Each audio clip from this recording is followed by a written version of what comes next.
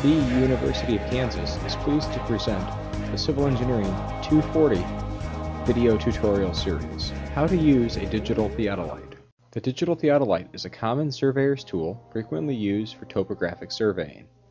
The instrument is capable of finding both horizontal and vertical angles, and when combined with stadia techniques, can be used to calculate horizontal distances and differential elevations. For this tutorial, we're going to determine the horizontal angle by repetition between the two red lines you see on the screen on the Learned Hall front lawn, the angle ABC. The survey team begins by locating the vertex of the angle to be determined. In this case, it's marked with a yellow traverse cap. The survey team then proceeds to place the tripod directly over the traverse cap, securing each leg firmly into the ground.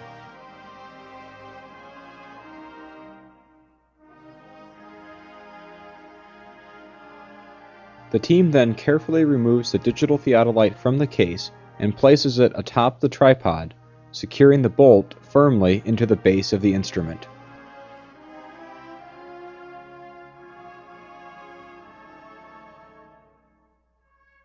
The instrument should be at approximately eye level so that no one has to squat too low or stand on their tippy toes to be able to see through the instrument.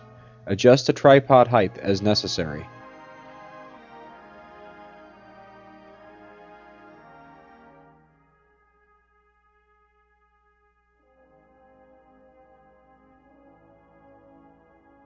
Once the height of the tripod has been made comfortable for the team, it is important to make sure that the instrument is directly over the traverse cap. To do this, place the line of the plumb bob through the hook in the bolt of the tripod. Then gently extend the plumb bob line down towards the top of the traverse cap. Observe the location of the tip of the plumb bob. If the tip of the plumb bob lines up directly with the center of the traverse cap, you're done. If not, adjust the theodolite's location on the top of the tripod accordingly until the tip of the plumb bob is directly centered on top of the traverse cap. Next, ensure the instrument is level by adjusting the 3 leveling screws on the tribute at the base of the theodolite. Ensure that the bubble is at the center of the circle on the level.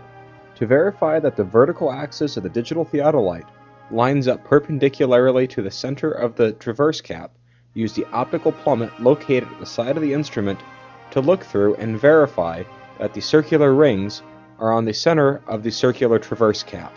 Next, open the battery door located on the side of the theodolite and insert the 2 C batteries located in the case, paying close attention to the positive and negative polarities. Finally, to complete the instrument setup, record the height of the instrument by using either the rod or a tape measure to measure the height of the instrument from the ground up to the gray line located on the side of the instrument as demonstrated.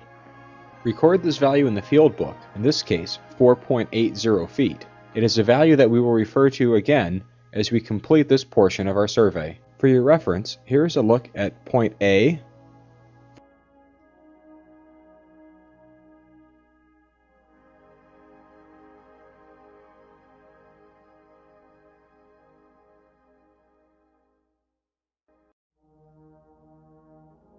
followed by point C.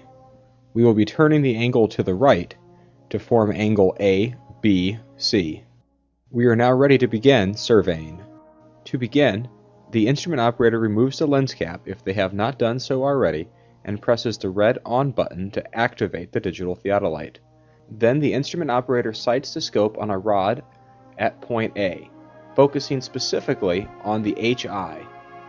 Once the scope is very nearly sighted on the HI at the rod at point A, the instrument operator will then rotate the horizontal and vertical angle locking dials on the instrument to hold the angle. Fine adjustments may be made by rotating the dials immediately behind the locking knobs. Once the instrument has been carefully focused on the HI and the horizontal and vertical angles have been finely adjusted and locked, the operator will then press the zero set button on the instrument twice to zero out the horizontal angle. Next, the instrument operator looks through the scope and observes the upper and lower stadia readings and records those values into the field book. The upper stadia reading minus the lower stadia reading is your S value for point A. Also record the vertical angle shown on the instrument. Next, we will proceed to turn the angle to the right by unlocking the horizontal and vertical locks and then rotating the scope to be directed towards the rod at point B. At point B, we will once again focus the scope directly on the HI. Once the scope is focused on the HI, rotate the horizontal and vertical locks and use the fine adjustment knobs as necessary to zero in specifically on the HI as best as possible. Proceed to write in the field book the horizontal and vertical angle readings provided by the instrument. This will be your first unplunged horizontal angle. Next, proceed to place a hold on the horizontal angle by pressing the play-pause button on the instrument twice. Then, the instrument person should look through the scope and note the upper and lower stadia readings, and then have the recorder note them in the field book. Next, we will proceed to unlock the vertical angle lock and then rotate the scope 180 degrees so as to plunge the scope, and then we will unlock the horizontal angle lock and rotate the instrument so that the front of the scope is now pointed towards point A. Once the rod person has returned to point A, the instrument person may proceed to fine-tune the instrument back on the HI. Notice that the instrument controls are now facing away from you. Now proceed to rotate the horizontal and vertical angle locks, and then proceed to read the upper and lower stadia readings as well as the vertical angle off the instrument and record in the field book as a secondary measurement at point A. The objective now is to turn the angle to the right a second time. So, we will now have to unlock the horizontal angle by pressing the play-pause button once on the front of the instrument. Now that the horizontal angle reading of the instrument is active, we will proceed to turn the horizontal angle a second time by turning the instrument to look at the HI. The effect of this is that the instrument will now report approximately double the horizontal angle reading as was previously reported before for this same angle. Once the instrument is fully sighted in on the HI, the vertical angle reported should be approximately the same as before. Proceed to lock the instrument and record the horizontal, vertical angles, as well as the upper and lower stadia readings at point B. Remember, this is a plunged horizontal angle. To further reduce error, the survey team may turn this angle a third time, a fourth time, plunging the angle alternatingly just as we did between the first and second angle. This should always be done in pairs so that there is an even number of angle turns. Bear in mind also that once the instrument has turned 360 degrees, it will revert back to 0, so you may have to add multiples of 360 onto your horizontal angle to ascertain the correct angle reading.